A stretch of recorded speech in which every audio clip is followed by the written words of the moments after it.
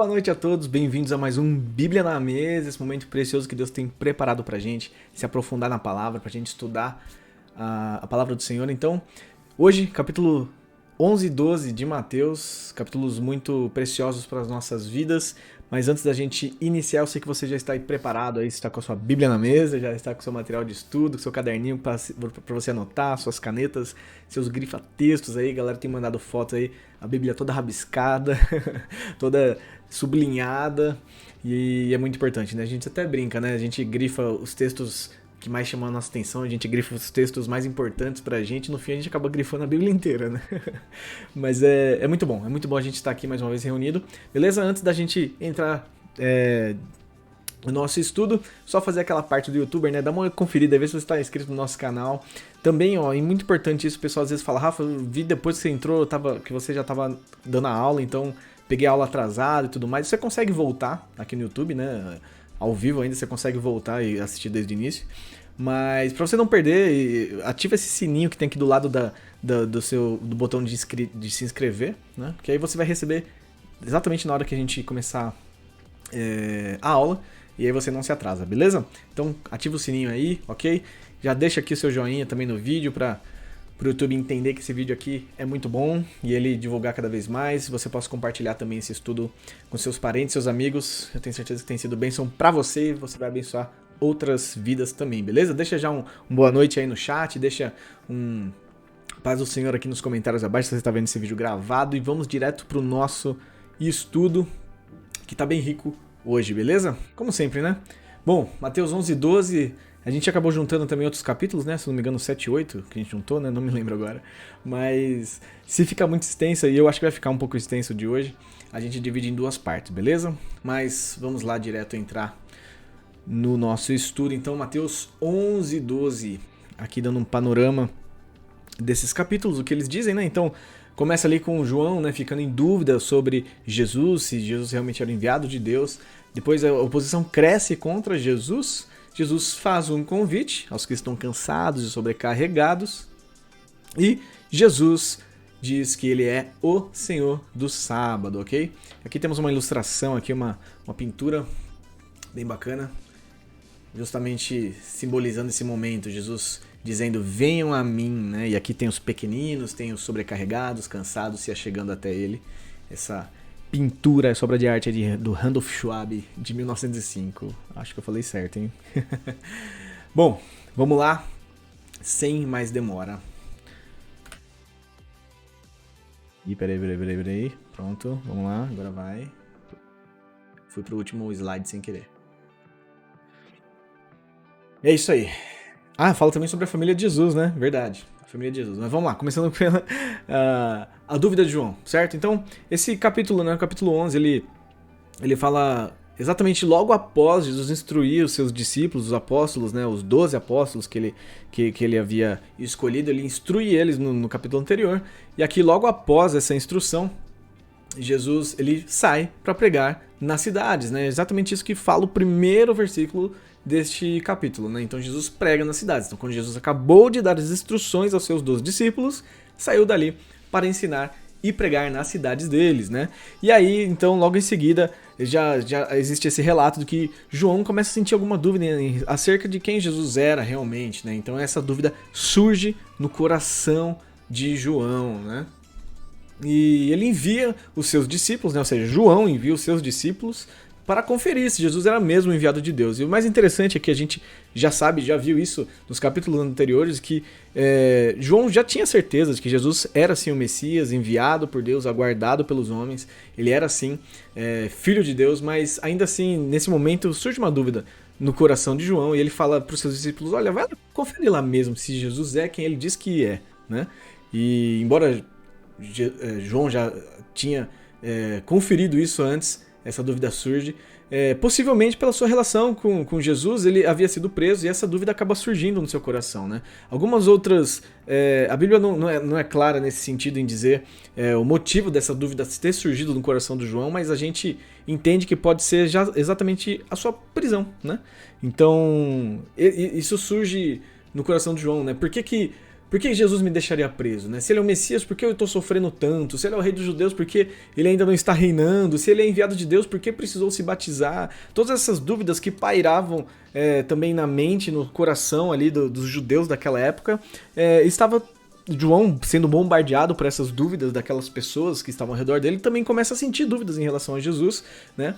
Mas diferente dessas pessoas, né, que começavam a sentir dúvida e realmente, hein, olha, Jesus, poxa, se Jesus ele é rei, por que ele não está reinando, né? Esse Jesus ele não está com nada, né? As pessoas simplesmente tinham dúvida, deixavam a dúvida brotar no coração e simplesmente começavam a ignorar Jesus, deixar de lado e esse Jesus não está com nada e tudo mais. Mas João não, João já sabia, eu tô confundindo João com Jesus aqui, vamos lá.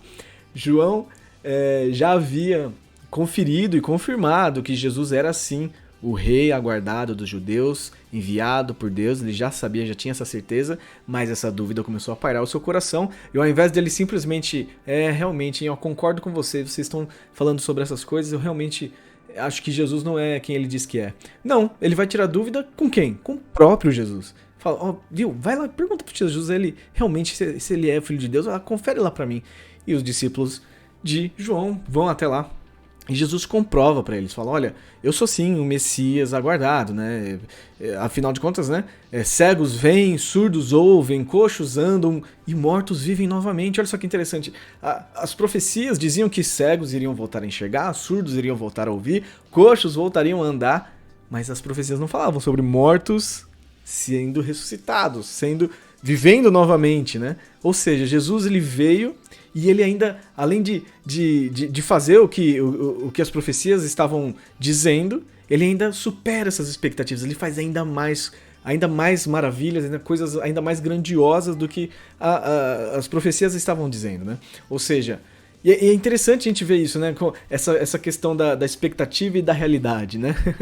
Aquelas pessoas tinham essa expectativa de que o rei viria num cavalo branco e dominaria o governo daquele lugar, se sentaria no trono e reinaria aqui sobre a terra.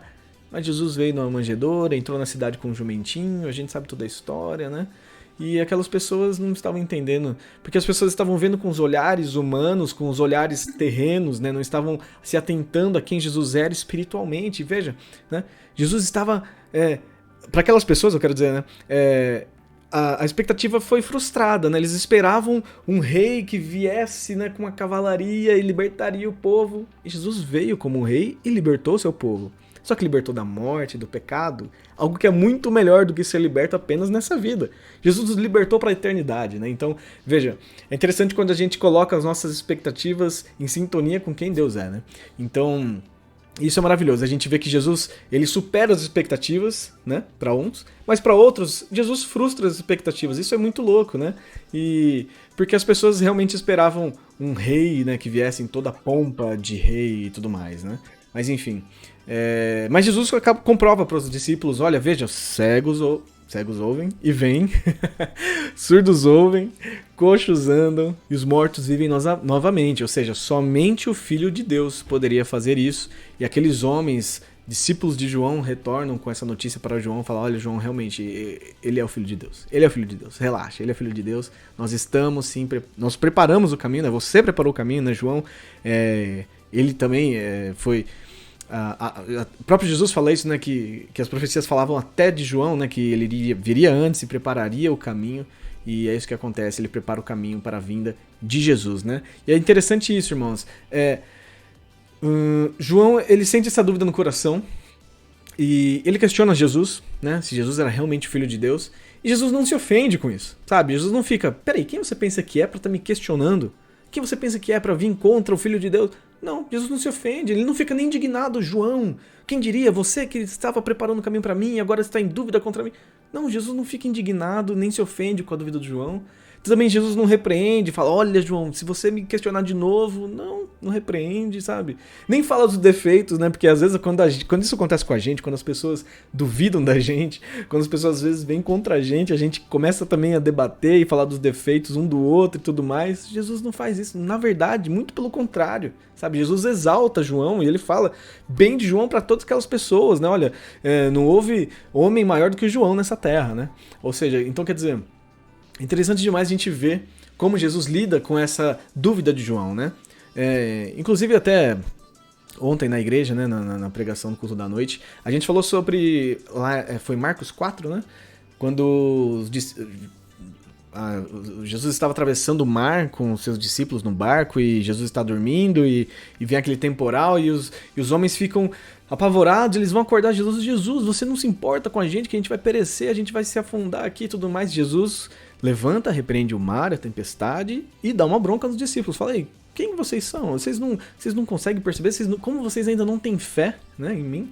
Né? Então é interessante a gente ver essa dualidade, né? Com João, veja, Jesus não ficou ofendido nem indignado com a dúvida de João. Mas dos discípulos lá no barco, Jesus ficou indignado. Falou, como que vocês ainda não têm fé? Vocês já viram fazer tantas maravilhas, vocês ainda não têm fé de que eu posso fazer com que a tempestade, com que o mar se acalme, né? E é interessante a gente ver essa dualidade. Por que para um, né, Jesus se ofendeu, eu digo, por que para os discípulos Jesus ficou indignado, mas com João, Jesus não ficou indignado, né? E a questão é justamente essa, a questão da fé, sabe? Os discípulos ali naquele momento, com o barco, revolto e tudo mais, deixaram com que o medo subisse ao coração deles, certo?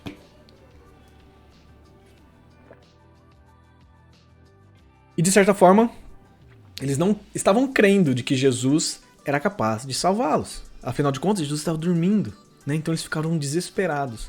João, por sua vez, ele não estava duvidando de que Jesus poderia fazer as coisas que ele estava fazendo, mas ele estava apenas ali, poxa, será que Jesus é mesmo? Entende? Veja bem, é diferente a falta de fé dos discípulos naquele momento ali do barco com esse questionamento de João. João ali não está demonstrando uma falta de fé. João está demonstrando apenas uma dúvida genuína, algo que pode surgir no nosso coração, sabe? E o que eu quero deixar bem claro aqui, irmãos, é que pode surgir dúvidas no nosso coração em relação a Deus, em relação à palavra. E às vezes, sabe, eu vejo isso, muitas pessoas às vezes têm medo de dizer isso, que tem dúvida, de que não sabe direito das coisas de Deus. E eu preciso falar pra você que tudo bem, a gente não entende mesmo. Se qualquer pessoa disser que entende 100% quem Deus é, e a palavra de Deus e tudo mais, e que tudo foi revelado, cara, é mentira. É mentira, porque Deus é tão grandioso que nenhuma mente humana é capaz de compreender 100% perfeitamente, entende? Então, assim, a gente vai ter dúvidas mesmo ao longo da nossa caminhada cristã, a gente vai ter dúvidas, a gente vai ter momentos em que a gente não vai saber o que está acontecendo e para onde as coisas estão indo. A grande verdade é que a gente não pode perder a nossa fé. Assim como João, crendo que Jesus é sim o Messias, né? Ainda que uma fagulha de dúvida brote no teu coração, você não deve simplesmente abandonar o evangelho ou dar ouvidos às pessoas que estão também duvidando de Jesus. Muito pelo contrário, você tem que fazer como João fez e ir falar com quem? Diretamente com Jesus. Peraí, Jesus, eu não tô tendo certeza se o Senhor tá entendendo a minha situação. Jesus, eu não tenho certeza se o Senhor vai fazer um milagre na minha vida. Sabe? Conversa diretamente com Jesus. Sabe? Então vai tirar sua dúvida diretamente com Jesus. Entendeu? Isso não só na oração, mas na leitura bíblica, cara. Deixa eu te falar uma coisa. Quando você lê a Bíblia, e como é bom a gente estar aqui hoje já na nossa... Mais de 10 aulas aqui já estamos juntos, né? Hoje é a 11ª? Acho que hoje é a 11ª aula. E a gente tá aqui, né, junto, mergulhando na palavra de Deus. Então, assim, cara, como isso é importante, sabe? A gente vê e entender as coisas de Deus. Quando a gente lê a Bíblia, Deus se revela pra gente. Então, assim, qualquer dúvida que pinta no teu coração, claro, você pode conversar assim com o pastor, pode conversar com os irmãos da igreja. Enfim, não tô dizendo que isso é errado, mas você tem livre acesso a Deus, sabe? Você pode, sim, se recorrer e confessar a Deus. Deus, eu tô com certa dúvida em relação a isso. Eu tô com certa dúvida em relação ao que o Senhor tem feito na minha vida. Por que isso tá acontecendo comigo, sabe? Não tem problema você questionar as coisas que acontecem na sua vida, como as coisas estão caminhando, mas que você não deixe com que essas coisas afetem a sua fé, ok? Então feliz é aquele que não se escandaliza com Jesus, mas que vai até Ele para resolver isso, essa questão da dúvida no coração, esse peso no coração e na mente que você possa ter, ok? Bom, tem dúvidas sobre quem Jesus é? É isso, conversa com ele ainda hoje, certo? Não deixa passar, não deixa com que essa dúvida fique tão grande a ponto da sua fé esmurecer, ok? Bom, a partir daí, a oposição aumenta, né? E o reino de Deus chegou, finalmente, né? A gente tá falando isso desde o primeiro capítulo, né, de Mateus, né? Mas o reino de Deus chegou, né? Jesus anuncia, então, a sua mensagem e a manifestação do poder de Deus, né? E sempre que um novo governo chega, a oposição se levanta. A gente vê isso acontecendo até aqui mesmo, né, nos nossos governos, né, sempre que um novo governo sobe ao poder, um outro governo de oposição começa a se levantar, né? A oposição sempre vai existir, não importa. Se for um governo perfeito, vai ter oposição. Se for um governo imperfeito, também vai ter oposição. Sempre vai ter oposição a quem está governando, isso é completamente normal. E isso acontece também até com o governo de Jesus, né? Com o reino de Deus. O reino de Deus chega à terra, Jesus vem para estabelecer o reino de Deus aqui e quando esse novo reino chega aqui, a oposição começa a se levantar, né? E Jesus, ele chama essas pessoas que se opõem a ele como crianças mimadas, né? A gente lê isso agora no capítulo 11, Jesus falando, vocês são como crianças mimadas, né? Veja, por quê, né? João era um homem regrado, né? Comia gafanhotos e se abstinha de tomar vinho. E eles o acusavam de estar endemoniado, né? Olha, o cara come gafanhoto, esse cara tá doido da cabeça. Então, chamavam João de louco, de endemoniado e por aí vai, né? Por outro lado, Jesus vivia como um homem comum, comia, bebia, da mesma forma que todos os outros homens. E eles acusavam o quê? Jesus de comilão, de beberrão, né? Ou seja, como que você vai satisfazer gente assim? Não tem como. Por isso que Jesus os chama, olha, vocês são como crianças mimadas, né? Não tem como satisfazer vocês, né? Se eu como, eu sou comilão. Se eu deixo de comer, eu sou doido, eu sou endemoniado. Se eu expulso um demônio, né? Porque na verdade eu faço parte né, dos demônios e tudo mais, né? Veja, não tem como, né? Não tem como a gente satisfazer pessoas assim, não tem como a gente satisfazer a oposição. A oposição vai ser sempre oposição, cara. É muito difícil a gente ir contra isso. E a partir daí Jesus fala sobre as cidades impenitentes, né? Um pouquinho antes, deixa eu voltar aqui.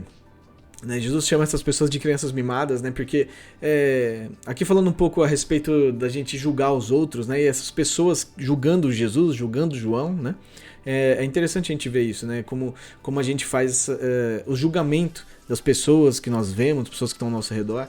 Isso a gente já falou no Sermão do Monte, na aula do Sermão do Monte, sobre a gente julgar os outros e tudo mais, mas aqui Jesus ele fala também um pouco a respeito disso, sabe? Sobre a gente julgar, né? A oposição julgando João e a oposição julgando Jesus, né? E isso reflete um pouco sobre nós, como nós julgamos as pessoas, né? Veja, a gente sempre coloca a nossa cultura, né? A gente sempre coloca o nosso entendimento, a nossa inteligência como padrão, né? Então a gente julga o outro a partir da nossa visão de mundo, né? E é por isso que é tão errado a gente julgar os outros, né? Eu vou usar um exemplo aqui que talvez seja até um pouco meio fora da curva, mas só para deixar bem claro o que eu quero dizer, né? Imagina uma tribo indígena, né? E a gente sabe, a gente já viu histórias assim, né? Aquelas tribos que quando nasciam crianças com alguma deficiência ou com alguma incapacidade, né? Incapazes de fazer alguma coisa, essas crianças nasciam e elas eram assassinadas, né? Elas eram mortas, né? Eu não sei muito bem o motivo, né? Enfim, eu não cheguei a pesquisar a fundo, mas existiam essas tribos, não sei se existem ainda hoje, que praticavam isso, né? Esse infanticídio, né? Olha, uma criança nasceu com alguma deformidade, com alguma deficiência, elas eram sacrificadas. Eu não sei muito bem se é para poupar os pais de ter que criar uma criança incapaz, ou para poupar também a criança de sofrimento, enfim, né? Ou talvez pro Deus deles, enfim, isso não vem ao caso.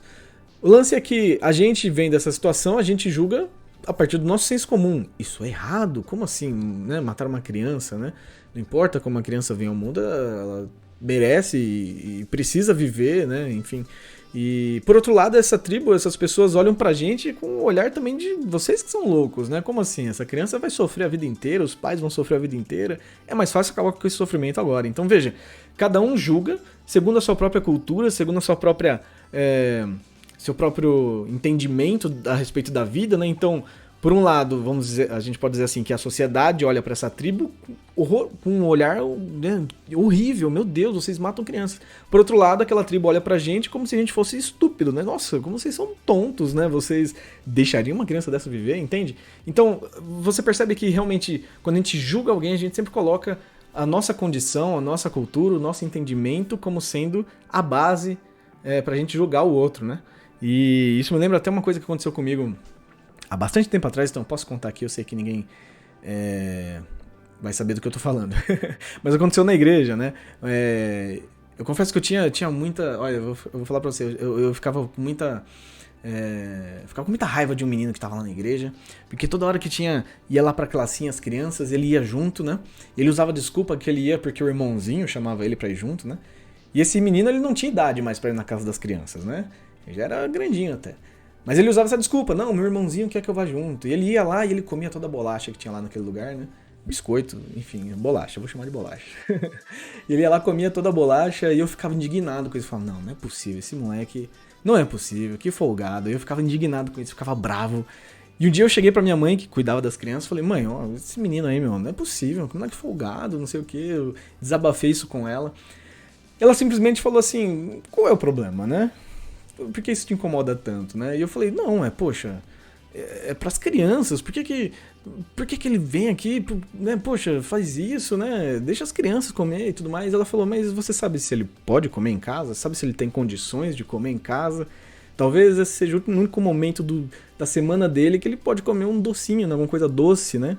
E aquilo me deixou muito mal, muito mal. Falei, nossa, como eu sou vacilão. Eu julgando a pessoa justamente por causa disso, porque pra mim era normal comer uma bolachinha de vez em quando em casa, comer um docinho em casa. E eu pensei, poxa, realmente, aquele garoto, ele não tinha condições. Aí que me caiu a ficha, falei, realmente, aqui é o único lugar, o único momento que ele pode comer algo diferente, né? E eu fiquei muito chateado comigo, eu fiquei, nossa, Jesus, que vacilão, né? Olha, eu julgando a pessoa pelos meus padrões, entende? Então é exatamente isso, quando a gente julga alguém, a gente coloca sempre os nossos padrões, o nosso entendimento, a nossa cultura como se fosse a métrica, né? E é por isso que a gente não pode julgar os outros, mas a gente deve sempre julgar a nós mesmos. A gente sempre tem que olhar para os nossos corações, a gente tem que olhar para as nossas atitudes, a gente tem que olhar para tudo aquilo que a gente faz e a gente julgar a nós mesmos, né? Mas colocando o que como métrica?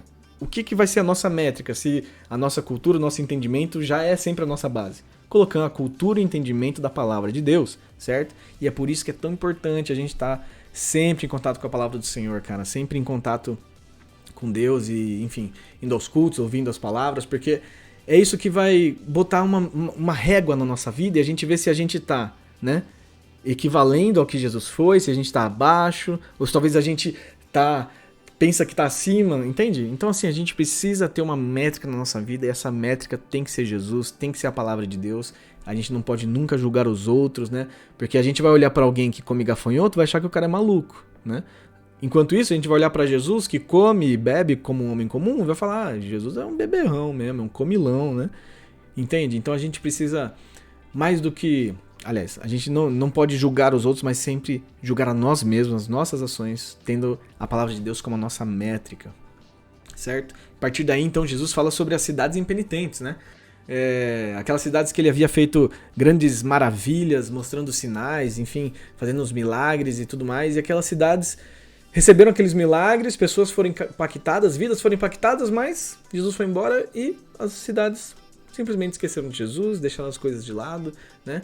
Isso mostra então a expressividade dos milagres de Jesus, né? Como Jesus fazia as coisas maravilhosas, todo mundo era impactado, né? E Jesus até cita, olha, Sodoma e Gomorra, se os milagres que eu fiz aqui na cidade de vocês, eu tivesse feito lá em Sodoma e Gomorra, até hoje eles estariam se convertidos e estariam vivos até hoje, né? Enfim, ou seja, para você ver o tamanho da expressividade dos milagres de Jesus, né? E mostra também o coração duro daqueles lugares, né? Isso reflete sobre nós, né? Poxa, será que tudo que Jesus já fez por nós, né? Tudo que Deus fez pelas nossas vidas. E assim, eu digo tudo, desde a nossa salvação, a provisão de Deus chegar aos nossos lares, o reconciliamento dentro de casa, né? Reconciliação em casais, enfim. Tudo isso, sabe? O que Jesus já fez por nós, sabe? Poxa vida, a gente precisa sempre se lembrar dos milagres que Deus fez na nossa vida, de tudo aquilo que Deus tem cuidado por nós, sabe? Porque pra gente não se esquecer, a gente ser grato, a gente continuar nos caminhos do Senhor, sabe? Porque a gente não pode nunca deixar nosso coração se endurecer, sabe? Nunca se endurecer. Jesus continua a fazer milagres na nossa vida, Jesus continua a trabalhar em nosso viver, dentro da nossa casa, dos nossos lares. Então a gente precisa ter total atenção a isso, sabe? E ver como é importante Jesus estar presente nos nossos lares, né? A gente precisa nunca deixar, não podemos deixar nosso coração se endurecer em relação a isso, né? No verso 23 diz, né? E você, Cafarnaum, pensa que será elevado até o céu, será jogado no inferno. Porque se em Sodoma estivesse operado os milagres que foram feitos em você, ela teria permanecido até o dia de hoje. Então, assim, a gente precisa sim ter o coração grato, nós precisamos sempre nos lembrar do que Jesus já fez na nossa vida e conservarmos a nossa fé nele, certo? Daí, Jesus vem e faz um convite, né? Verso 28, venham a mim todos vocês que estão cansados e sobrecarregados, e eu os aliviarei. Jesus nos convida a ir a Ele. Olha que interessante, Jesus não nos convida para uma religião. Olha, venham para a minha igreja, olha, venham para o cristianismo. Mas Jesus fala, venham a mim, venham até mim, sabe? Porque quem vai a Ele recebe perdão e a graça que vai nos conceder a salvação, né? Salvação eterna, salvação dos pecados, salvação da morte. Agora, quem vai para uma religião não pode receber nada além da aprovação dos homens, e não é assim. Afinal de contas, quando a gente vai à igreja, muitas vezes, né, a gente pode acabar cometendo o erro de ir para a igreja para receber a aprovação do pastor, para receber a aprovação dos homens, dos nossos irmãos. Olha como essa família é linda, olha como essa família é boa, tá vindo na igreja e tudo mais, sabe? E muitas vezes a religião só serve para isso, muitas vezes não, a religião só serve para isso, pra gente ter a aprovação dos homens. Olha, ele é crente, ele, né?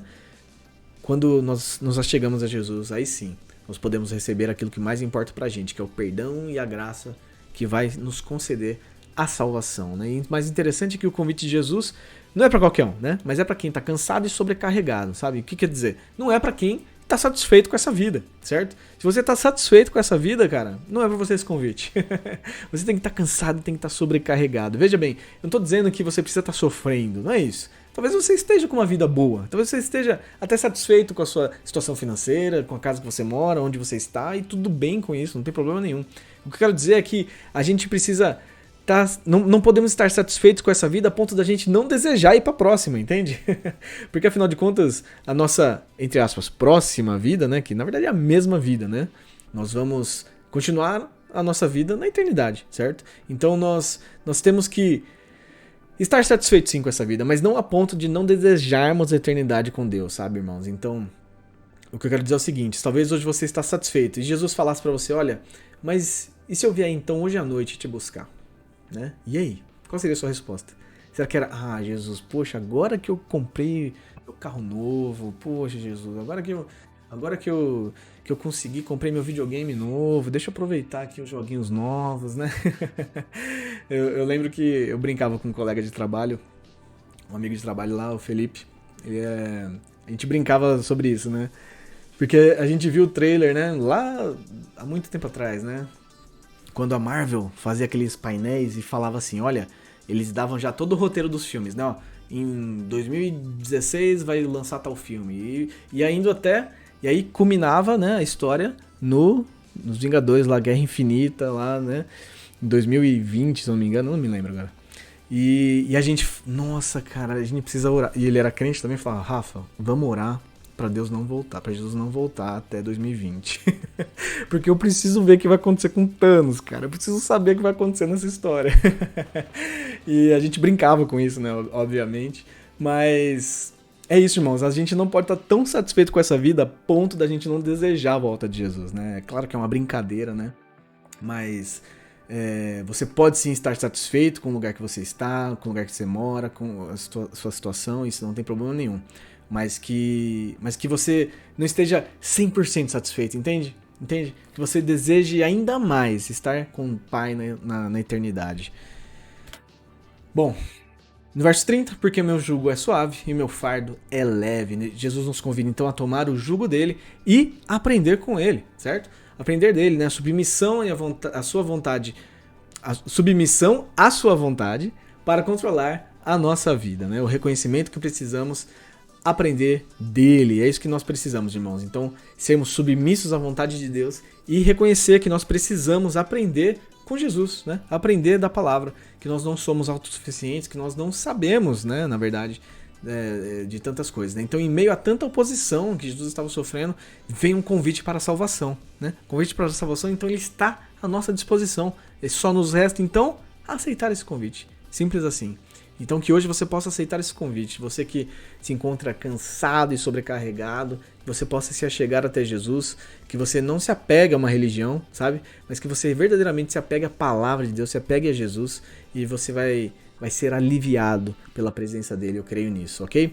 Eu acho que eu já vou encerrar, já dei 30 minutos de aula, os próximos tópicos são um pouco longos, então eu acho que vamos dividir essa aula então em duas partes. Temos ainda mais 2 tópicos, né? São bem longos. Então, Jesus, o Senhor do Sábado e a família de Jesus. Semana que vem a gente retorna então. Beleza? Eu vou passar aqui já por último. Aqui com a mensagenzinha de Mateus, certo? Então faz o seguinte, né? Eu sei que vocês já leram capítulo 11 e 12, mas lê hoje de novo então. Capítulo 11 e 12, grifa de novo, vê aí aquilo que mais chamou sua atenção, ok? Se eu deixei de falar algo que você acha que é muito importante para nossa aula, coloca aqui nos comentários, né? A aula que vem a gente inicia falando sobre isso. Se você tem alguma coisa a acrescentar nessa aula, né? Coloca aí nos comentários, alguma dúvida também, ou sugestão, coloca aqui nos comentários, a gente lê, certo? Que é sempre bom para nossa aula aqui, beleza? Então é isso, galera. Semana que vem, segunda-feira, às 8 horas da noite, estaremos aqui, né? Não se esquece de conferir aí se você está com o sininho ativado aí no nosso canal, para você receber as nossas aulas assim que elas entram no ar, beleza? Então é isso, pessoal. Lembre-se, uma Bíblia caindo aos pedaços pertence a alguém que não está caindo aos pedaços. Então usufrua a mesa da sua Bíblia, devora a sua Bíblia, aproveita que você está na mesa aí com sua família, converse sobre a palavra, converse sobre o que nós falamos aqui hoje. Busque exemplos, talvez, né? E é bom, sabe? É bom demais a gente buscar na nossa história, né? Nos acontecimentos que nós já passamos e reconhecer, né? Poxa, é verdade, o Rafa falou isso de julgar. Eu lembro que uma vez eu julguei uma pessoa. Sabe? É bom a gente se abrir e conversar com aqueles que nós amamos, que estamos reunidos, né? Então, aproveita que você está aí na mesa, se você está com seu familiar e tudo mais, conversa, se exponha, sabe? É muito bom a gente fazer esse tipo de coisa, porque isso engrandece a nossa fé em Jesus, isso engrandece os nossos relacionamentos, isso faz muito bem pra gente, beleza? Então é isso, galera, semana que vem estamos de volta, valeu, até a próxima!